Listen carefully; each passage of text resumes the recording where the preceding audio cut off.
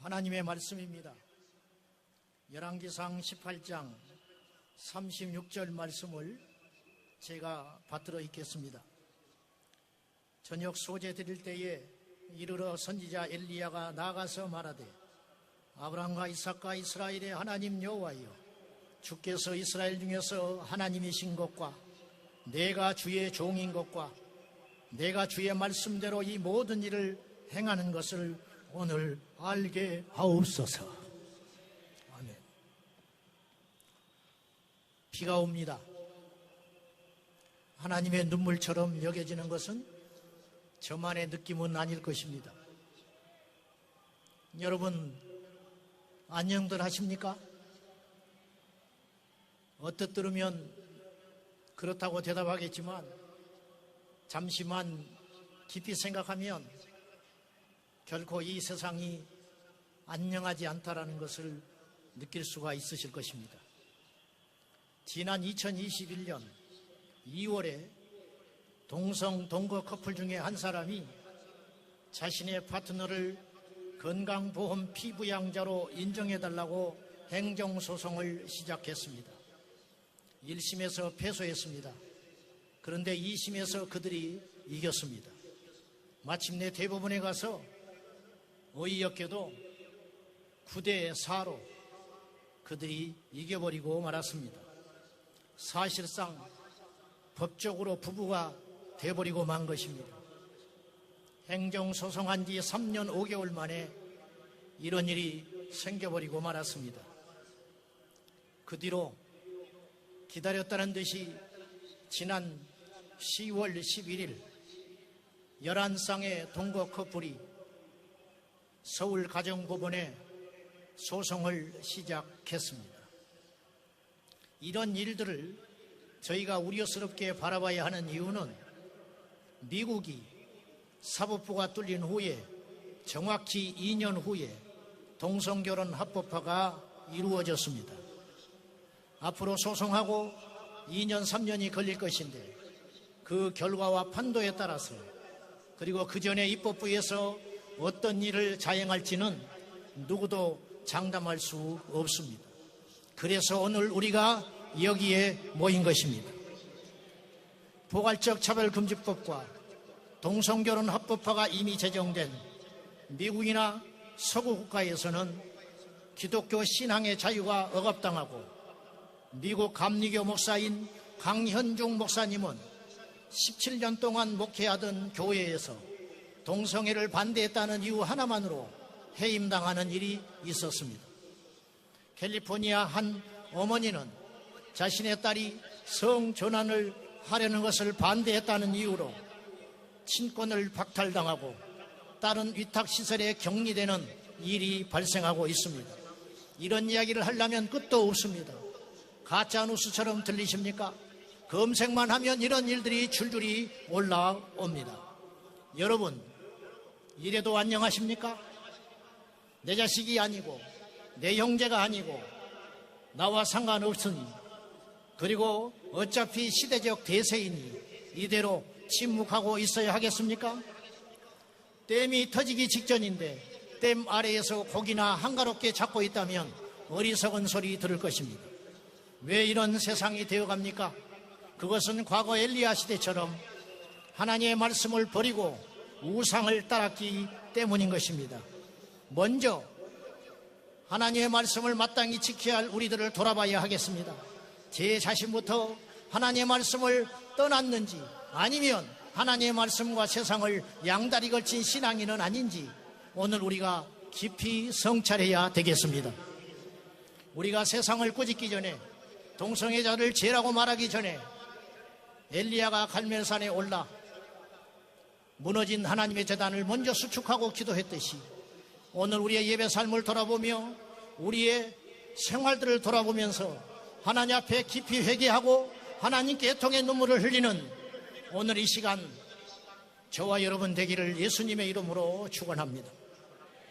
세상이 약해지고 무서워진 이유는 바로 우상을 따르기 때문입니다. 우상은 하나님보다 귀히 여기는 것, 하나님보다 더 즐거워하는 것입니다. 단언코 제가 말하는 건데, 이 시대는 하나님보다 쾌락을 더 사랑합니다. 그리고 말할 것 없이 그 쾌락의 중심에는 동성애를 비롯한 성적 일탈들이 있습니다. 손가락질을 받지 않고 마음대로 짐승처럼 살고 싶어서 반대 목소리를 내지 못하도록 하는 것이 바로 포괄적 차별금지법의 실체 아니겠습니까? 그 법을 제정시킨 서구의 나라들을 보십시오. 대다수의 사람들은 혐오와 차별, 인권이라는 미명 아래 자신들의 표현의 자유를 억압당하고 있습니다. 오늘 우리는 그런 위기 상황 속에 엘리야처럼 이곳에 모여야 했습니다. 거대한 권력 집단 이세벨의 비호 속에 온 이스라엘을 미혹하는 바알과 아세라 선지자 850명과 맞서기 위해서 오늘 우리가 이 자리에 있는 것입니다. 오늘 우리의 모임을 세상은 비웃고 있을 것입니다. 이렇게 많은 분들이 모여서 소리를 내어도 오늘 저녁 메인 뉴스에 다루지도 않을 것입니다. 다룬다 할지라도 보수 기독교 단체가 모여서 일부 모여서 시내에서 한복판에 집회를 함으로 교통체증으로 고통을 겪었다는 소리만 하게 될 것입니다. 만약에 100만 명이 동성애를 지지하는 사람들이 모였다면 메인 뉴스로 도배를 하게 될 것이고 전 세계 외신들이 주목하게 될 것입니다. 우리는 포괄적 차별금지법이 통과되지 않았음에도 불구하고 엄연히 차별을 받고 있는 지경에 있는 것입니다. 여러분, 무엇이 두렵습니까? 평판이 두렵습니까? 언론의 보도가 두렵습니까? 세상이 조롱한 것이 두렵습니까?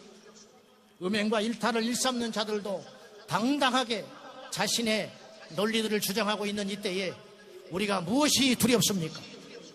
우리는 죄가 무섭고 하나님이 두려운 것이지 무엇이 무섭다는 말입니까? 엘리야는 혼자가 아니었습니다.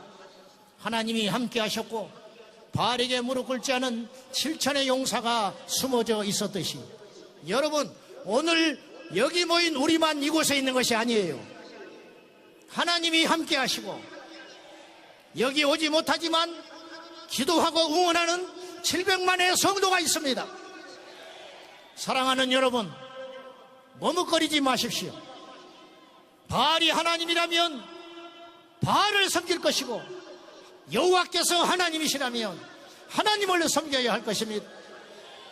동성애가 죄가 아니라면 동성애를 지지하시고 동성애가 죄라고 믿어진다면 동성애를 죄라고 분명히 표현해야 합니다. 저는 골든타임이라고 생각합니다. 앞으로 짧으면 3년, 길면 5년 이 안에 우리가 방파제를 세워서 음란의 쓰나미를 막아내지 못하면 우리의 자녀들의 미래는 없을 것이라고 감히 생각합니다.